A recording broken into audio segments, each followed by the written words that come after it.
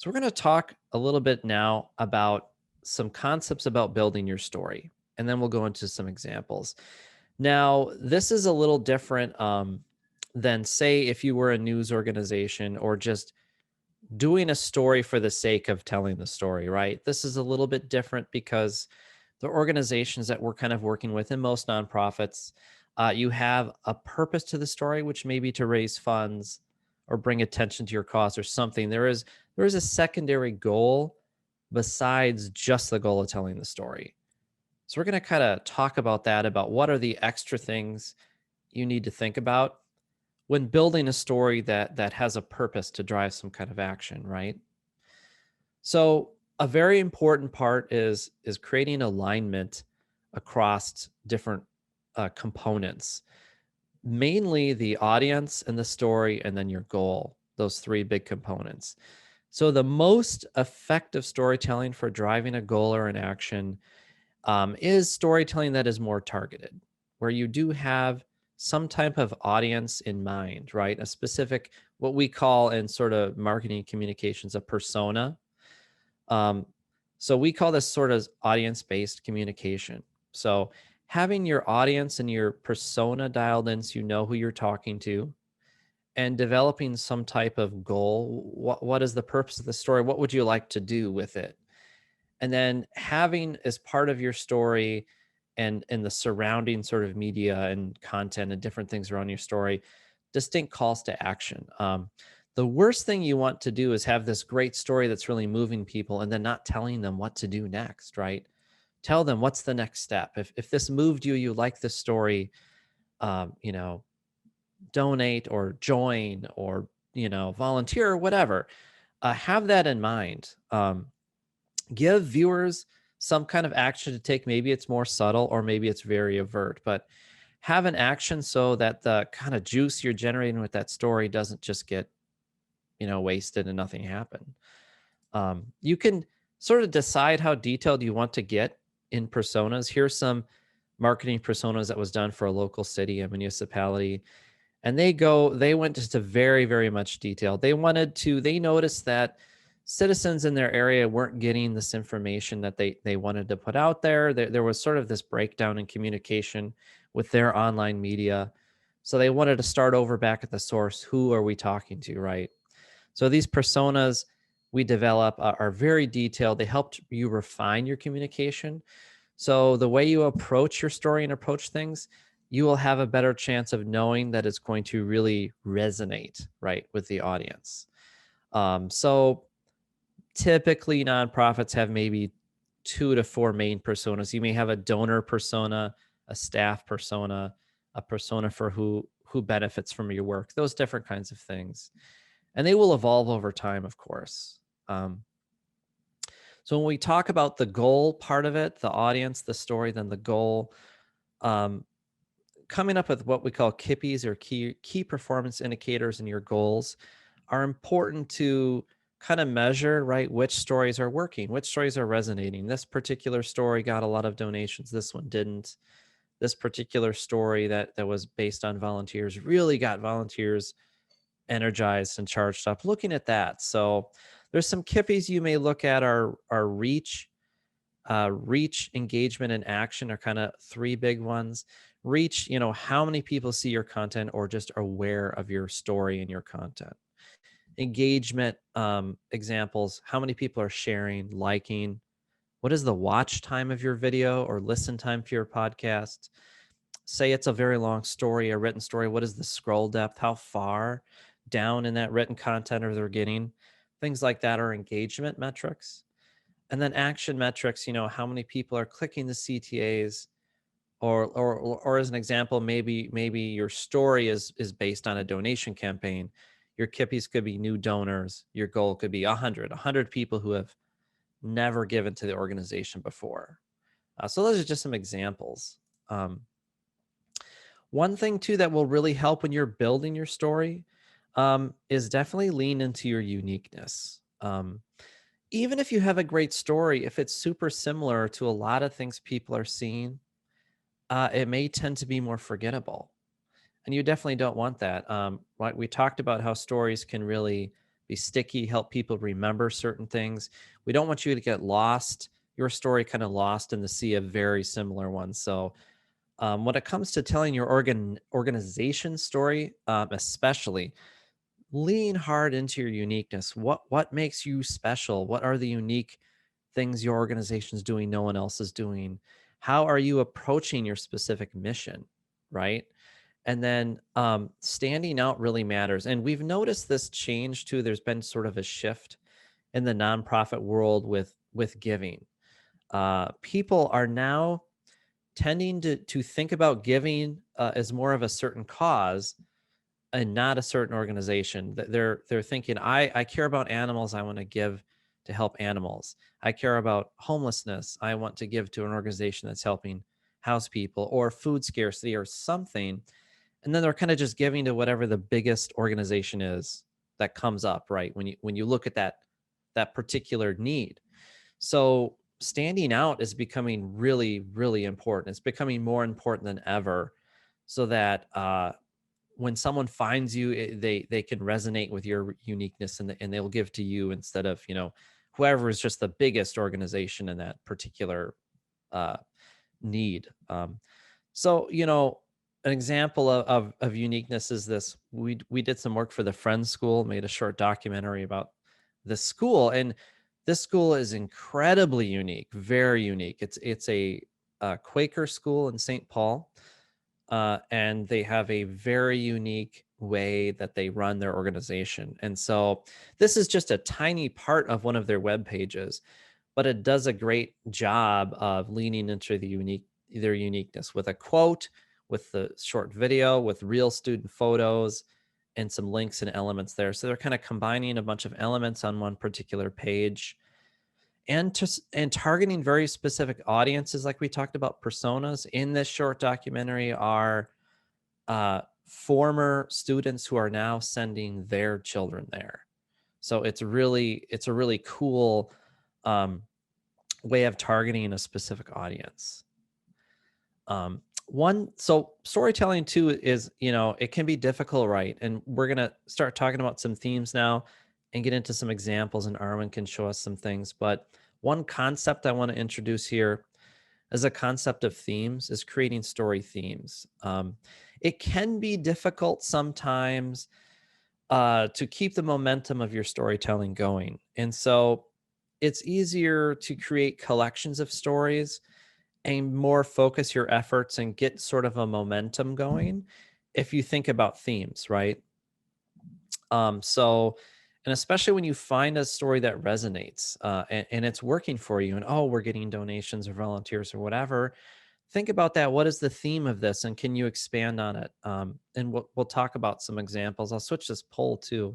So it looks like 67% said you do have someone tasked with collecting stories. That's great. That's great, because that will help your efforts a lot. So here's a poll about if you have identified any particularly effective themes.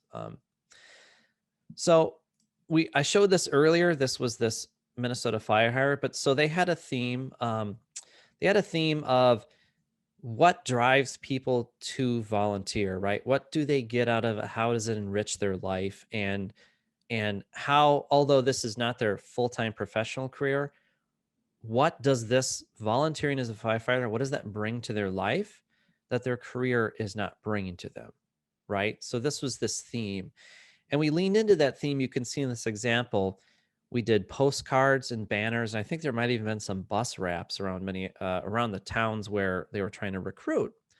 And it shows them in sort of similar poses, their day job, uh, contrasting with the volunteer position. And they all talk about how they have this day job, blah, blah, blah. And, they make money and have a family and all this, but there's this something extra that volunteering really brings to their life, right? It's not just serving their community, but they feel like this concrete benefit for them from it. So we have 4 stories. They identified 4 personas, 4 unique personas. The person who, thought that they weren't strong enough or didn't have enough time or didn't have the skills to be a firefighter, right? People who want to do it, but don't think they can. Then they identified the type of person who always thought about it and liked the concept, but it wasn't something they could do as a career. And so that was two of them. And they had these four main stories, types of people, personas, if you will. And then we developed these themes and these video shoots and did video shoots. So this was multiple formats. There was very short social posts, 50-second videos. There was a longer form sort of mini documentary with them all put together. There were PSAs, which were shown on cable TV, which were formatted a little bit differently. And then this content was used in blog posts. Like I said, some printed postcards that were mailed out. So it was a really cool campaign built around this particular theme. So it looks like 67% of you said you do have some themes identified. So that's awesome. So there's some more examples coming up, and I'm going to hand it over to Arwen to talk about some of the work she's done in storytelling. Thanks. Happy to be here. So yeah, building on what Nicholas is saying, I believe that the American Foundation for Suicide Prevention has a really good, strong example of building on themes, but also really just diving straight in. So when you go to their website, the first thing that you see at the top is real stories, before get help. And so I think there is this acknowledgement that people want stories, they need stories, and they connect to them. And what they've done is they've kept them short, they've kept them really simple. The production value is not very high, but the people speaking and sharing their really personal stories, it's very powerful and it is very targeted. So, you see that there's advice for older men. That is a huge demographic that needs more and more resources, if possible, around suicide prevention. And this is a universal issue. So, how can you possibly take on all of the different demographics? But I think the idea is that you focus on those really big ones, and then you just start to build that collection. And so they've done a really great job of that. And we're going to be working with them at TBT, Twin Cities PBS, on a longer term project this year and next year around suicide prevention. So that's why this is an example that I'm bringing up, is that we're going to be looking to them for some guidance. And so stay tuned in 2022 for more on that. I think that beyond that, just what Nick was saying, it's really helpful to think about how people are even consuming these stories. And so, here you're on the website and you're able to kind of click through. You can watch one, you can watch all of them, but they're also short and sweet and can be used on social as needed, or in other ways. You could embed one in an email if you're having a specific campaign around a specific demographic and trying to get that information out. So thinking ahead too, when you are short on human, energy, resources, time, all of that, I think it's also thinking, how can you double up? So we can move on to the next example. The next one is, thinking about story promotion. And one of the big things that I've enjoyed watching, I think there actually are a couple colleagues on this call, is how some of the work with Twin Cities PBS, people have found really creative ways to promote projects that might not be your typical, primetime broadcast show. So something that came up in the last couple of years was this excellent podcast called Long Lost, and it's investigative. And so how do you share out that there's this project you want people to pay attention to when, you can't just post the whole podcast? You're not going to necessarily create video to go along with it. So what the producers did was they pulled snippets, and then they created a very subtle animation to kind of go along with it. So there's, when you're on Instagram and you're seeing this, or you're on Facebook, you're seeing that, little subtle video element, which is, the sound of a,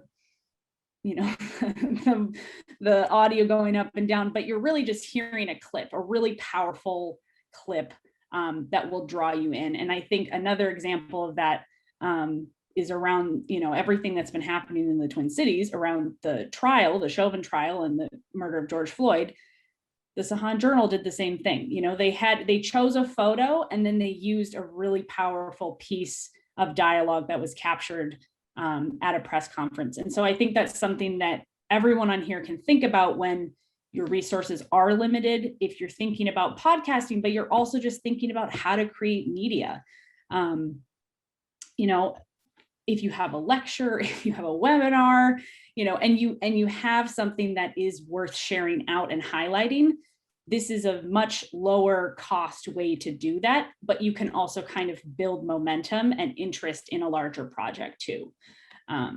So I'm happy to answer more questions about that at the end of this. But I hope that that's kind of making sense in terms of just other ways to think about storytelling, right? It doesn't have to just be video. It doesn't just have to be photos. It can be, the way we just connect with people's voices. And that can be sometimes the most powerful. So I think beyond that, we also have another example from Next Avenue. So this is the online digital platform that Twin Cities PBS has for people that are 50 plus. And recently we partnered Next Avenue and PBS to create a larger campaign around aging and preparing for aging. So the way that this project was approached, it was called Fast Forward, was to make a feature film, which of course, on here on this call, I'm not expecting anyone to say, yeah, we got to roll out and make a 60-minute film. But that was a big piece of this project. But really what the heart of this project was getting people to take action.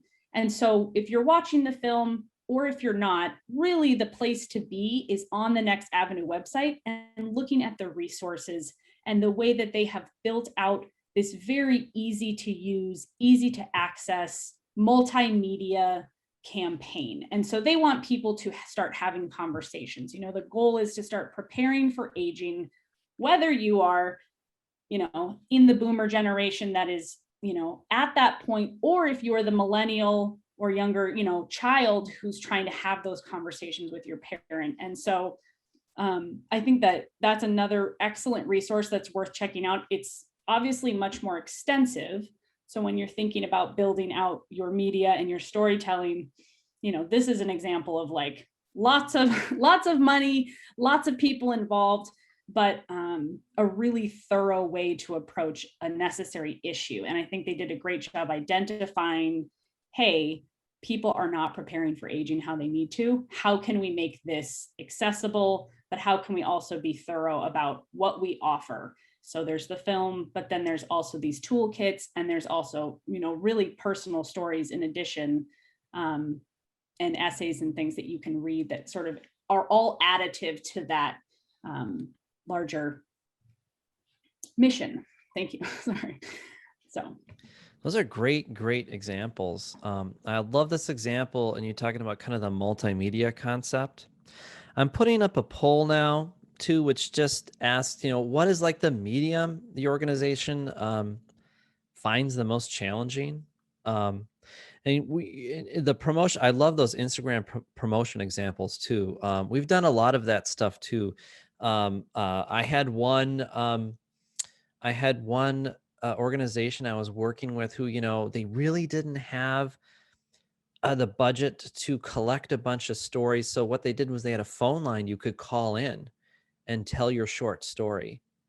And then we used the same thing. We just collected all those voicemails and made little short videos of them talking, and you could see the little voice going, and it would have a few little pictures, just animations, simple, almost like clip art, to represent what they were talking about. I It was love pretty that. cool, really low cost way. Yeah. They had a dedicated number and you could call, and they had a campaign going out there, call us, tell us how this impacted you, blah, blah, blah.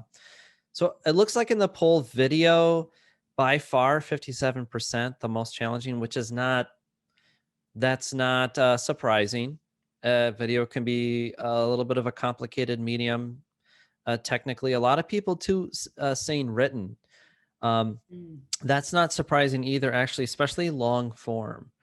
And when you talk about just from a communication and marketing perspective, like if you want someone to organically find your written content, say just in Google, it does have to be quite long, which is something people don't realize. Articles, they need to be 600, 800, 1,000 words. I mean, they need to be longer for Google to really pick up on that. If you're talking about people organically finding finding that story. So we had a question here too, which as we're talking about the different multimedia stuff, and this would be a good question for you to talk about right now is Mhm. someone asked, share your thoughts on asset framing, concept and strategy. Do you have any thoughts on that, Arwen? Yeah, I was thinking about that. Chris, do you have anything more that you can add to that in terms of specifics that you're thinking of? Some of what we're getting into as we kind of keep discussing is more elements of story, but I think I don't want to guess what you're trying to say. So I'm just trying to make sense Yeah, of. I'm a little more detail to it would be great. Of course, please too, if you can, everyone put your questions in the Q&A panel. It's kind of a separate panel. It's easier to see them than to pick them out. But my guess would be you're kind of talking about the different assets of your story, maybe audio, video, whatever. How do you kind of frame that up and wrap that in sort of a bit of a brand so people recognize that your organization is telling it? There's different ways to do that. The best way, although probably the hardest, is to have a distinct storytelling style. So you don't have to overtly really promote yourself necessarily, but people see it and they recognize it. Oh yeah, you see certain photographers, or certain people who are famous. You kind of recognize their work, right? Oh, that's a so and so painting, a so and so picture. It can be the same thing with storytelling, but that of course is it's quite difficult. It takes a lot of effort, a lot of skill.